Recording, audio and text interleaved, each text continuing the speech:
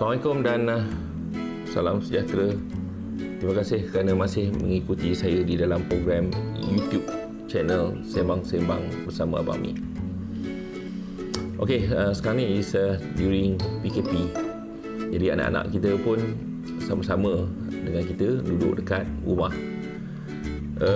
Saya memang stres tengok anak-anak belajar yang pakai PDR tu dan pendidikan di rumah, pembelajaran di rumah ke macam mana ke, saya pun tak tahu. PDR yang stresnya tu sebab dia orang tak pergi sekolah kan. Tapi yalah, kita pun kena faham anak-anak tak boleh pergi sekolah is berkaitan dengan isu pandemik COVID. Yang saya stres tu because of kadang-kadang dia orang attend pergi masuk kelas tu, satu dengan keadaan tak mandi, dua kadang-kadang masuk kelas dekat atas katil, lagilah angin. Jadi saya memang lagi tertekan kalau tengok result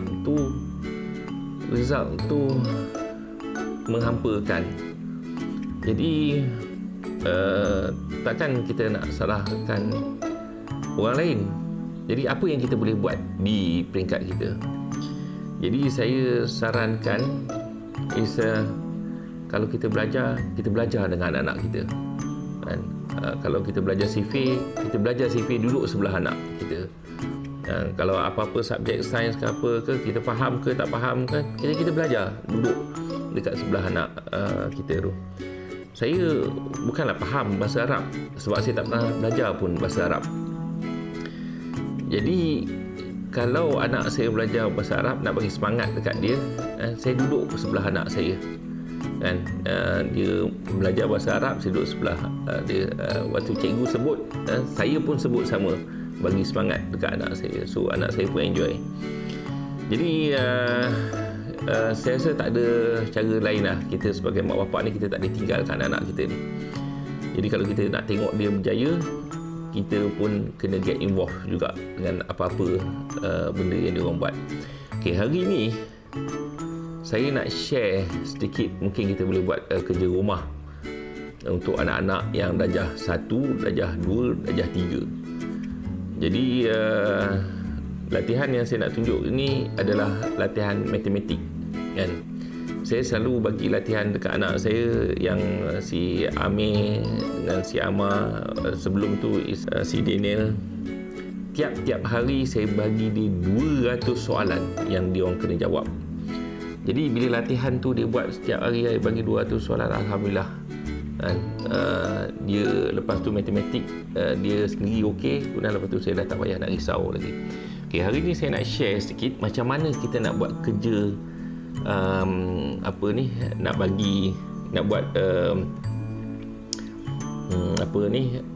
kita nak bagi assignment dekat anak-anak kita. Okey, hari ni saya akan pakai numbers. Sebenarnya tuan-tuan boleh juga, tuan-tuan boleh pakai apa nama orang panggil ni, tuan-tuan boleh pakai Excel kan? Tapi yang ni saya buat pakai numbers. Okay, so saya create dekat desktop, saya ambil new document. Okay, saya bagi saya ambil yang blank punya document. Okay, this is keadaan yang keluar. Okay, let's say yang ni I tak nak, I boleh delete je kolom ni. Atas ni pun I tak nak, I boleh delete je row ni. Okay, so latihan yang I nak buat ni adalah I klikkan semua ni, latihan tambah kan? Tak suruh dia orang ligat kan.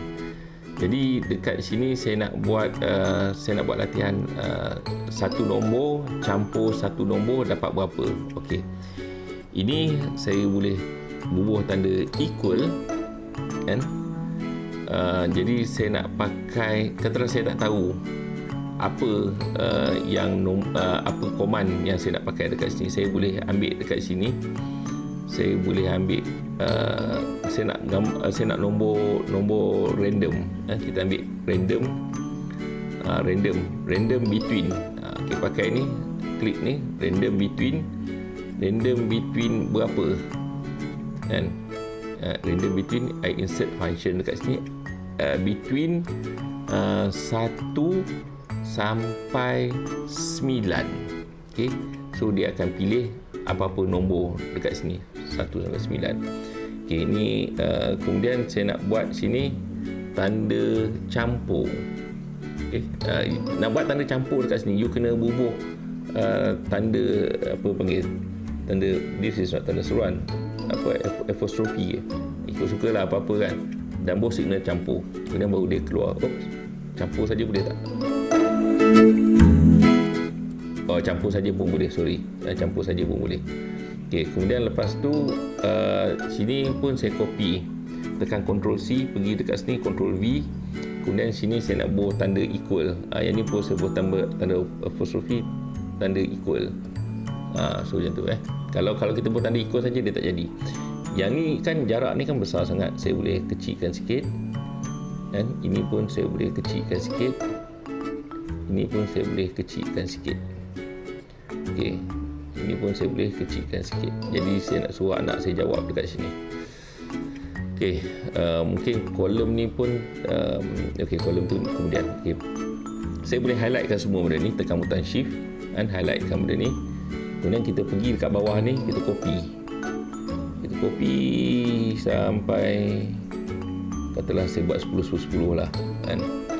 Okey, kemudian dia punya ni kan jarak dia ni kan dekat-dekat, I nak besarkan sikit dan kolom dia ni. So apa I boleh pergi, katalah I pergi dekat atau pergi kat table, katalah saya nak semua ni dia punya, ni besar sangat. 121, saya should be okay kot. Supaya benda ni besar, supaya anak kita nanti adalah ruang untuk dia nak tulis. Okey, kemudian lepas tu saya nak copy keseluruhan ni, saya tekan Ctrl C, saya pergi dekat sini, saya tekan Ctrl V kan. Tapi yang ni pun besar sangat, so saya boleh kecilkan sikit. Ini pun kecilkan sikit. Okey, kalau saya nak tambah ni, saya boleh tambah, masuk di sini, saya tekan lagi Ctrl V. Ini pun saya kecil sikit. Ini pun saya kecil sikit. Okey, jadi itu kan. Sini katalah saya nak copy banyak lagi, saya nak copy ni 10 kan. Okey, Ctrl C, saya buat kat sini pula, copy lagi kan. Betul, sini saya boleh lagi copy lagi. Saya cukup kot. Okey, cuma apa ni, size ni saya bagi dia, kalau tak nanti dia rapat sangat lah kan, rapat sangat nanti susah. Okey, saya select semua ni, saya bagi dia punya apa ni, saya ada 0.121 lah, 1.21 cm. Okey, jadi lepas dah siap benda ni, kita boleh try to print. Kalau print, kita tengok sini berapa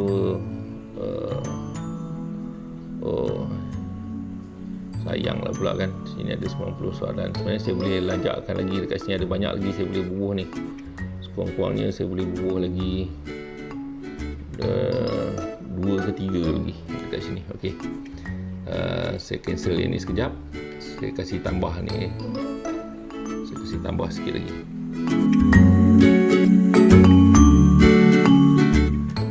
Kita boleh tukar ni, kita tukar sampai ke bawah ni.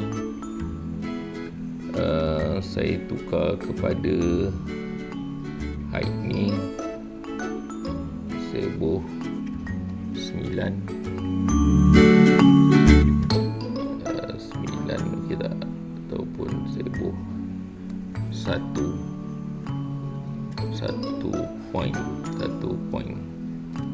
kosong. Okey, cuba tengok file, saya print. Ni nampak lagi better. So saya maintain yang ni je lah. So saya ada sini 10 soalan, 1, 2, 3, 4, 5. Sini ada 50. Sini ada 50 ada 150 soalan. Okay, just nice. Okay, yang bawah ni saya tak nak, saya boleh buang. Okay, saya buang yang bawah ni. Yang bawah ni yang saya tak nak, saya boleh delete. Dan delete row. Okay, saya delete row. Okay, saya ada 150 soalan. Okay, tekan Ctrl S untuk save. Save soalan ataupun kerja tambah. Kerja tambah bubuh revision 1.0 kerja tambah dan save. Okay, ni mana saya dah ada dia punya soalan ni. Jadi dah save dan saya boleh print. Bila nak print, saya boleh print kepada dalam bentuk PDF. Print dan bentuk PDF. Okay, show as a PDF.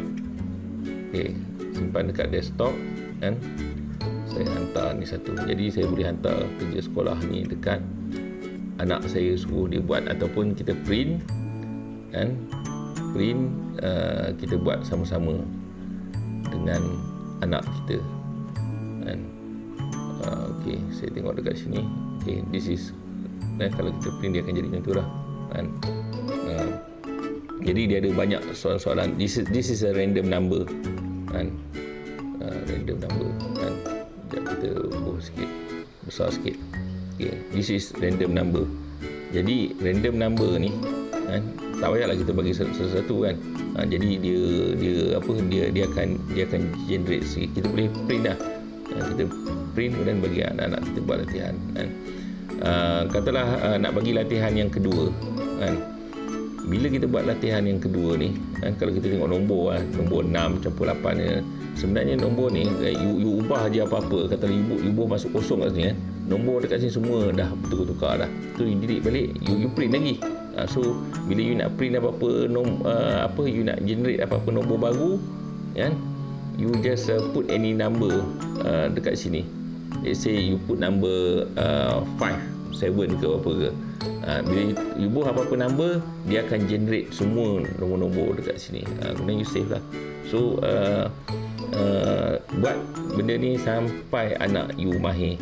Lepas diorang dah mahir, you tukar pula. Instead of tanda campur ni, you bubuh tanda darab. Jadi bagi dia orang latihan, bagi dia tiap-tiap hari duk buat latihan ni, biar sampai muntah tak apa. Lain kali kalau ada dekat rumah ke apa ke, kira campur ke apa ke, kita suruh dia orang yang campur kan, dan bagi kepala dia ligat sikit berjalan macam tu. So jangan bagi anak kita duduk diam kan. So kalau apa ni, saya baru-baru ni saya ada problem yang mana cikgu hantar dalam WhatsApp bagi tahu anak-anak tak hafal CV. So memanglah kita stres sebab kita tengok anak kita belajar pun belajar atas tilam. Kemudian lepas tu most of the time kita bagi kemudahan telefon bukan digunakan untuk untuk benda lain, tapi digunakan untuk main game. Dan kemudian dah lah pula tu game tu, dia orang main game tu sampai pukul 2-3 pagi, 4 pagi. Bangun pagi pukul 11, pukul 12. So pening juga kita jadi mak bapak ni. Kadang-kadang saya terpaksa buat keras sikit kan. Pukul 10 saya matikan router biar semua orang tak dapat internet. Jadi ada juga bagus saya lah kan. Semua orang termasuk saya pun kena tidur awal. Jadi macam itulah, di samping PKP ni saya tahu ramai kawan-kawan saya dekat luar sana pun memang ada masalah nak handle anak-anak. Tapi sometimes kita terpaksa buat juga sesuatu untuk kebaikan anak kita juga. Kalau kita tak disiplinkan dia sekarang, so bila lagi? Dan nanti sampai masuk sekolah nanti, kalau cikgu jentik pun kan, anak kita manja pun susah juga. So jangan bagi anak kita ni terlalu manja sangat kan, bagi dia rasa susah nak belajar kan, bagi dia bukanlah susah nak belajar tu sampai dia tak nak belajar, tapi dia rasa sikit effort kan. Nak dapat hasil yang bagus ni kena keluar effort kan. Kalau duduk saja dia tak ada effort, memang tak ada hasil. So kena ada effort kan, biar dia rasa sikit susah tu. Jadi biar dia rasa macam ada apa orang panggil ni, ada usaha yang dia nak buat.